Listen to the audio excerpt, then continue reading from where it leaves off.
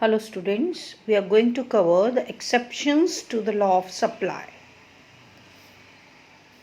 Exception to the law of supply consists of 5 points.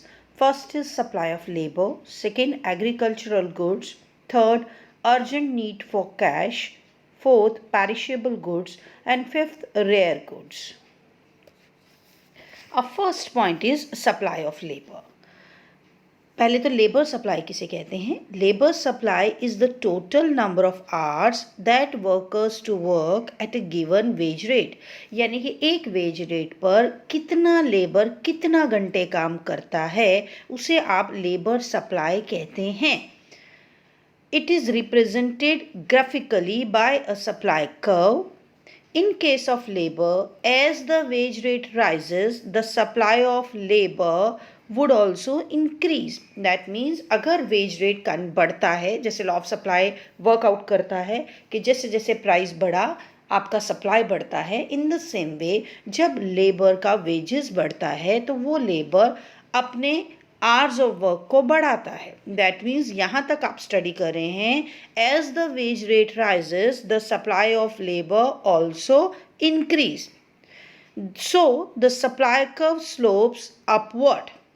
जैसे आपका law of supply में चलता है कि प्राइस बढ़ने के साथ सप्लाई बढ़ता है और एसएस कर्व अपवर्ड स्लोपिंग होता है फ्रॉम लेफ्ट टू राइट. तो आपका यहाँ तक ये पॉइंट क्लियर करता है कि जैसे जैसे वेज रेट बढ़ता है लेबर वर्किंग आवर्स को बढ़ाता है. That is SS curve slopes upward. Supply of labour falls with a further rise in wage rate.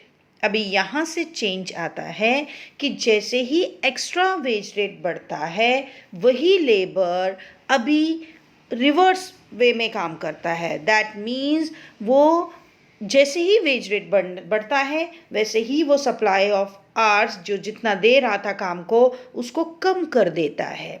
क्यों कम कर देता है? क्योंकि उसको ऐसा लगता है कि अभी मुझे थोड़ा आराम करना चाहिए क्योंकि मुझे काफ़ी अच्छी कमाई हो रही है. ज़्यादा कमाई करने के लालच में ना जाकर आराम में आ जाना चाहिए. दैट मीन्स उस पर्टिकुलर सिचुएशन में क्या होता है, सप्लाई कर्व जो है it bends backward. That means with the increase in the labour, with the increase in the wages, the supply curve of labor bends backward. अभी ऐसा क्यों होता है? This is because very important to learn this line.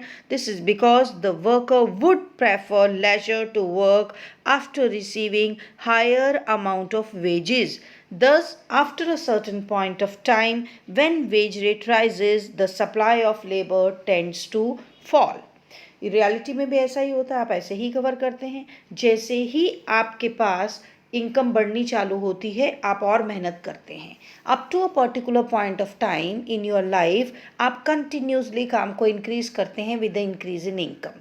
लेकिन कभी ये point भी आता है कि जितना एक्स्ट्रा वेजेस आपके पास बढ़ता चला जाता है आप सोचते हैं कि अभी मुझे थोड़ा लेजर की तरफ चलना चाहिए, आराम की तरफ चलना चाहिए, यानी कि आप अपने वर्किंग आवर्स को कम करना चालू करते हैं with the increase in wages. तो देखते हैं उसका इफेक्ट क्या आता है with the help of this labour supply schedule. Labour supply schedule आपको दिख रहा है. वेज रेट जब 100 रुपीज़ पर आवर था तो आप 5 आवर्स काम करते थे और टोटल वेजेस आप कमाते थे 500 रुपीज़. वही वेज रेट 200 रुपीज़ हो गया तो आप 10 आवर्स काम नहीं कर रहे, डबल नहीं कर रहे हैं काम को, आप 2 घंटे और बढ़ा रहे हैं काम को तो 7 आवर्स काम कर रहे हैं. दैट मीन्स टोटल वेजेस आ गए आपके 1400. जब आपका वेज रेट बढ़कर 300 रुपीज़ हो गया तो आप 6 आवर्स काम कर रहे हैं और टोटल वेजेस आपके पास आ रहे हैं 1800. दैट मीन्स जब आप 100 रुपीज़ पे थे तो 5 घंटे काम करते थे. 200 रुपीज़ आए तो आपने 2 घंटे एक्स्ट्रा लगाया, दैट इज़ 7 आवर्स दिए. लेकिन जैसे ही 300 रुपीज़ पर आवर मिलने लग गए आपने अपने काम को कम कर दिया, दैट इज़ 6 आवर्स काम किया और जिससे आपको टोटल अमाउंट ऑफ वेजेस आया 1800. सो एक्सप्लेनेशन देखते हैं इसका. आपको फिगर दिख रहा है आपका SA तक. आप देख रहे हैं जैसे जैसे आपके वेजेस इंक्रीज हुए, दैट मीन्स जब 100 था तो 5 आवर्स थे, 200 था तो आपका 7 आवर्स हो गया, लेकिन उसके बाद जैसे ही वेजेस आपका 300 हुआ, आपने अपने आवर्स को कम करके 6 पर लेके गए। एस ए तक आपका अपवर्ड स्लोपिंग चल रहा है और ए एस से बैकवर्ड बैंडिंग पे पहुंचा है।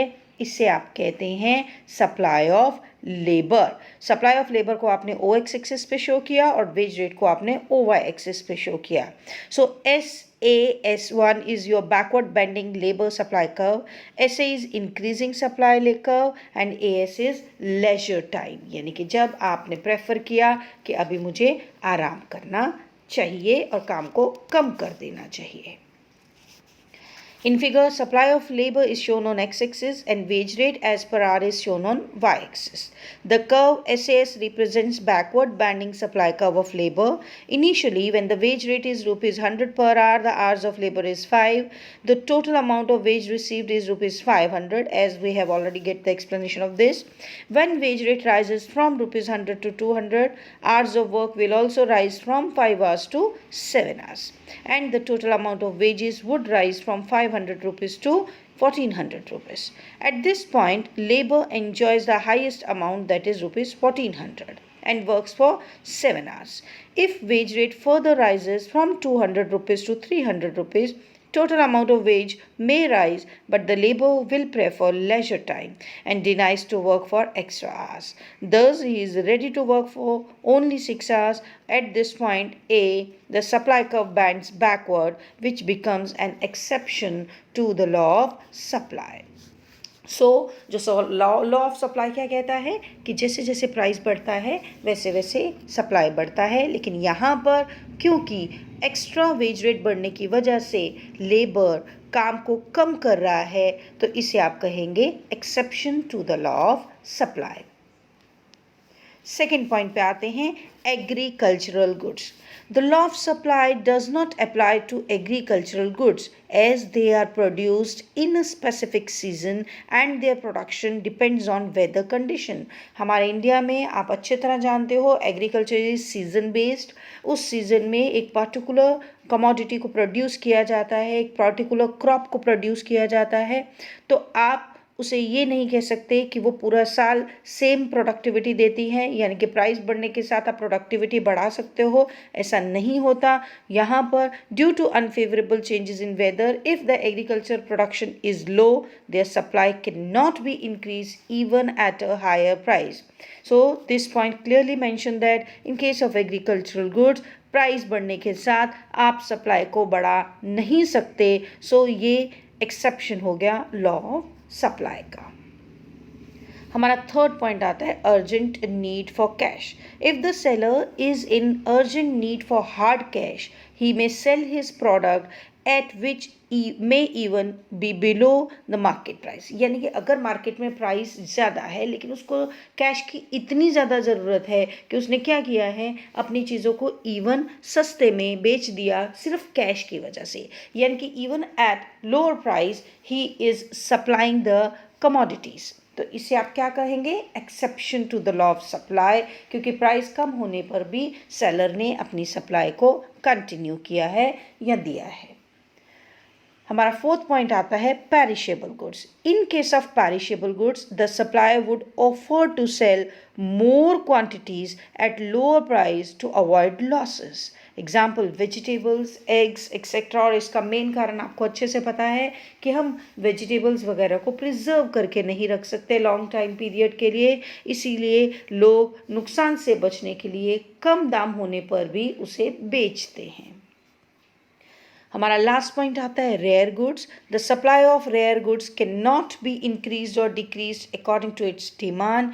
Even if the price rises, the supply remains unchanged. For example, rare paintings, old coins, antique goods, etc. क्योंकि उसका क्वांटिटी ही कम होता है, जितना आप प्रोडक्ट है मार्केट में बस उतना ही है, उसे इंक्रीज नहीं किया जा सकता इवन प्राइस बढ़ने के साथ या बढ़ाने के साथ आपके। सो रेयर गुड्स पर ये लॉ ऑफ सप्लाई एप्लीकेबल नहीं है। सो हमने 5 पॉइंट्स को कवर किया। कौन कौन से थे एक बार वापस से देखते हैं। हमारा हमारा सबसे पहला पॉइंट आया supply of labour, which is very very important point. आपको बहुत अच्छे से इसे तैयार करना है। सो इसे backward bending supply curve of labour भी कहा जाता है।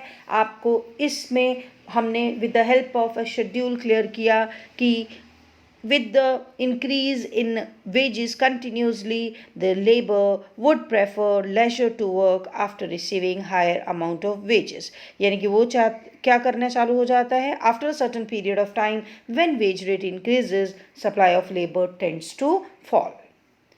यहाँ हमने शेड्यूल डिस्कस किया था कि 100 रुपीज़ पे वर्किंग आवर्स थे 5 और टोटल वेजेस थे 500, 200 रुपीज़ पे वर्किंग आवर्स थे 7 और टोटल वेजेस थे आपके 1400। लेकिन जैसे ही वो 300 वेज रेट हुआ, उसने आवर्स ऑफ वर्क को 6 कर दिया और 1800 रुपीज़ कमाने लग गया। यानी कि with the increase in wage rate the number of hours spend by the labour was reduced, that is 6 only।